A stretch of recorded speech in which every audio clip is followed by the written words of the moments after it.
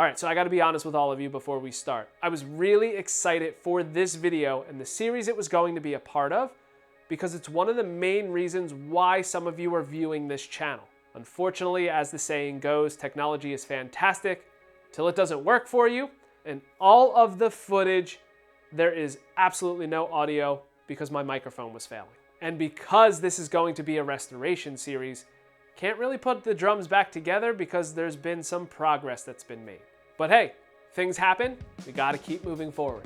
So in this video, I am going to kick off a new restoration for a drum set that was donated to one of my schools.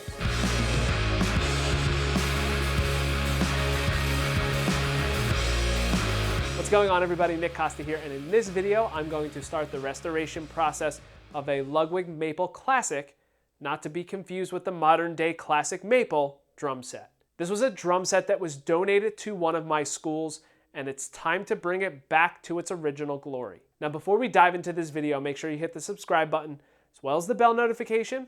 That way you're notified of any additional content that I upload to the channel. And a little hint, this restoration is going to be a bit longer than one video. All right, so like I said, this drum set was donated to one of my schools, and it isn't in that bad a shape. It's just that the original owner was doing some things that were probably pretty common during the time that they bought this drum set. They were trying to muffle it as much as possible. Now, looking at the drum set, and I'm gonna use some of that footage where my microphone wasn't working, you can see that this has the modular mounting system. This was something that was introduced by Ludwig in the early 80s. Some people are saying the late 70s though. So if you know, leave that in the comment section letting me know. And although it's big, bulky triangle mounts on all of the drums, this whole system allowed you to mount drums in ways that were never done before. So if you wanted to have an epic drum set where your toms were mounted higher than your cymbals, you could actually do that with this system. Now, looking at the drums, particularly the badges, you can see that they are gold. You can also see at the bottom of the badges, it says that these drums were made in Monroe, North Carolina, and looking it up online, the Ludwig factory in Monroe, North Carolina opened up in 1984. That means it should stagger back and forth between maple and poplar plies. During this time, the drum sets from Ludwig were Ludwig Classics. So for these drums in particular, we have a 22-inch kick drum, a 12-inch and 13-inch rack tom, as well as a 16-inch floor tom. So let's go ahead and get started by disassembling the drum set.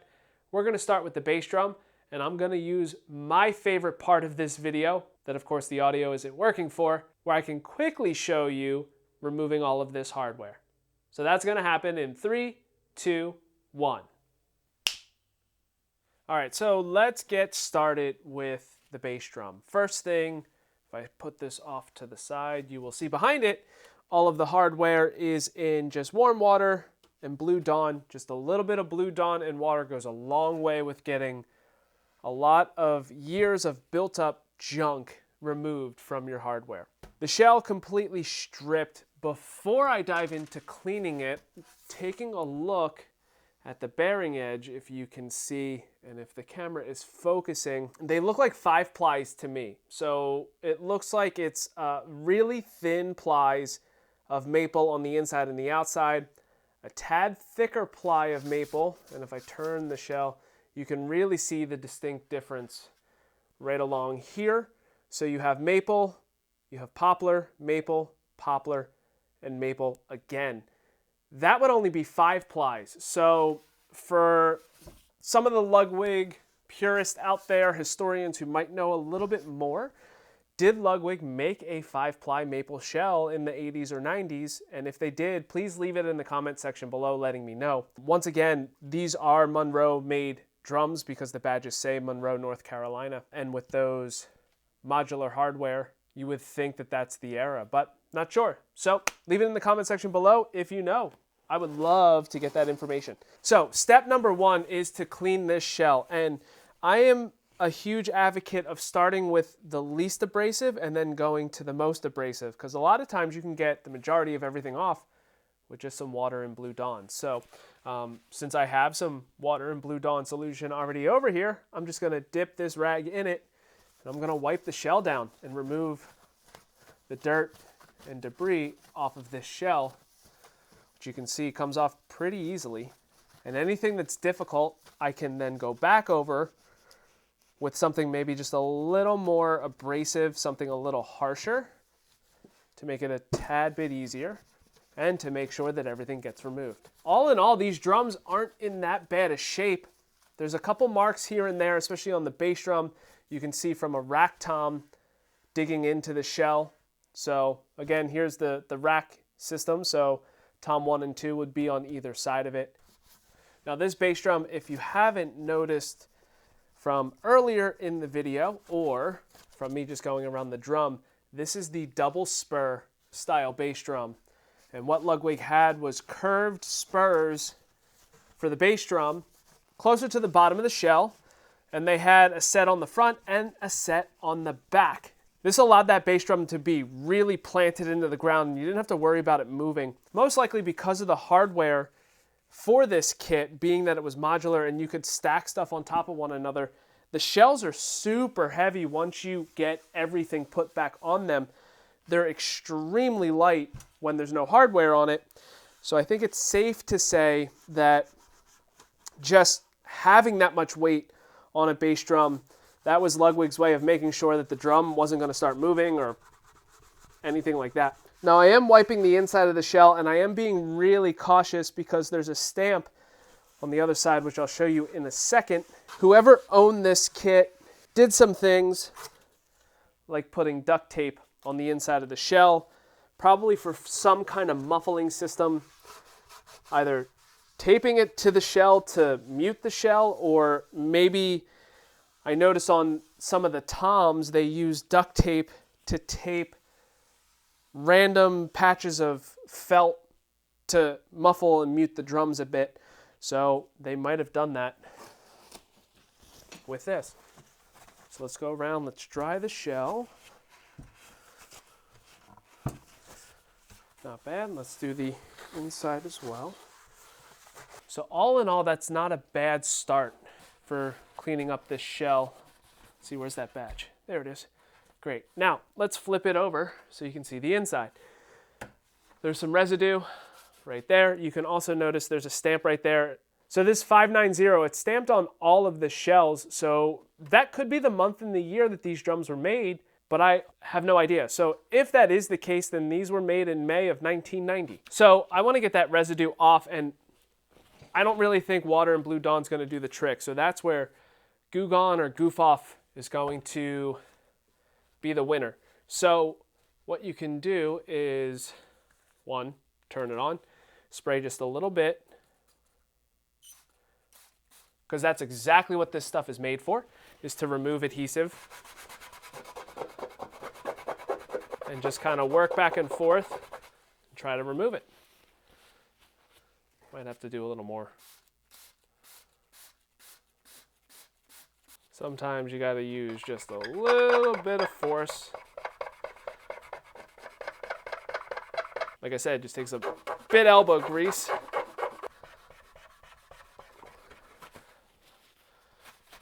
All right, so that got it off, which is great. However, when you use this stuff, you want to make sure you rinse it afterwards with soap and water. You don't want to leave it in there. So great, that removed that, but now we have some more sections. So before I spray it on, let me see if I can just wipe that off. That's coming off. That's pretty great.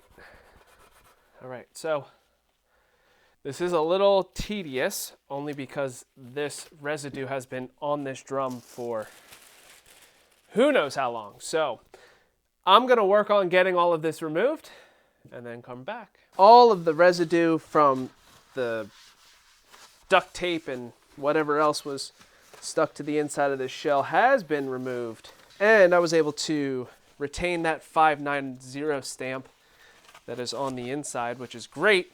I'm in the process now. I wiped the drum down with just water with a rag. And now I have a dry one to dry the entire thing off to make sure that nothing is left on the shell from Goo Gone. It's a little bit smooth, some rough spots here and there, maybe from gashes and whatnot. So if you look at the inside of the shell, as I rotate it, all of that residue is gone. There's the 590 stamp right in there. The only stuff that is still on is the indentation from the mount for the rack tom bracket. And those are made out of like a wool felt material of some sort and go on here before a metal backing plate. So I could do some due diligence and elbow grease and remove that. It's just going to come back, however, because of the nature of the material used for that gasket. Plus, it's going to get covered up when you put the gasket back and the metal plate. Now I want to apply some wax to the shell, and NXT Tech Wax is a really great liquid wax. It's a cleaner and a wax. So is just this. It's turtle wax, it's a liquid wax, and it's also a cleaner. So it's all in one. This allows me to clean the shell of any contaminants that might still be on it. And then it puts a Caranuba wax on it as well to make sure that it protects the finish. Trick with this, just spray it on the shell.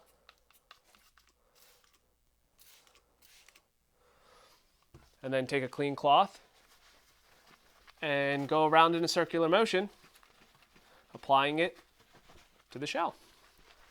So again, this not only protects the drum, but it cleans it as well. And since I was using something a little abrasive to get rid of some hard to reach areas and stuff that was a little rough to get rid of with some Blue Dawn and water, wipe the drum down with water, dry it off. Now applying this, which is just another step of a cleaner. All right. Now I am a fan of starting where the badge is located because then that gives you a visual so you know when you get to the end. Now once I do that, just take some additional rags that are unused, go back around the shell, making sure that you did get every area, wipe off any excess wax so the drum is protected. And there we have it. One shell done. Look at that shine. So much so you can see all of the lights. That's pretty dope. All right, so I'm gonna put this aside, have to do the same thing to the hoops, and then I have to dry off this hardware at the same time. So I'm gonna go ahead and take care of those hoops, the same process that I did for this, and then come back, take care of this hardware. We're back. So the bass drum shell is done. Now it's time to take care of the hardware. So I've removed the hardware from that water and soap residue that I had in this bucket, and it came out pretty solid just from sitting in there for, I'd say, maybe 2 hours, give or take. So now I just need to go through and make sure everything is thoroughly dried before I start with the cleaning process of all of this hardware, or continuing the cleaning process, which is polishing. It's the next step. The last thing I want to do is let this hardware still be wet, especially on the inside, and then put everything back together, which would be a big problem because of the fact that wouldn't really have anywhere for that water to evaporate or dry. And that's not a good thing. A couple nicks and marks here and there, but that's expected for a drum set that's this age. This hardware, which you didn't see when I removed it, they do have springs inside of them, and they have that very, very, very thin piece of foam that sits between the spring and the inside of the lug. All of that has been taken out, and I put that in bags and labeled each bag, so it makes it a whole lot easier to put these back together. Now the mounting screws, which are also metal, were in this solution, so they are in this giant pile of hardware as well. So once again, just going through the process. Wipe it all down, then I can see what step I want to take with polishing the hardware, which if you've seen other restoration videos I've made, I'm a big fan of Eagle One's Never Dull, which you'll also see in the back of this shot next to Brasso. Have to go through, clean this all off, and come back. All right, so you can see from this process, it's a little tedious. However, it's going to allow these drums to look really great. And because the bearing edges are in solid shape, we don't have to worry about recutting or reshaping them in any way.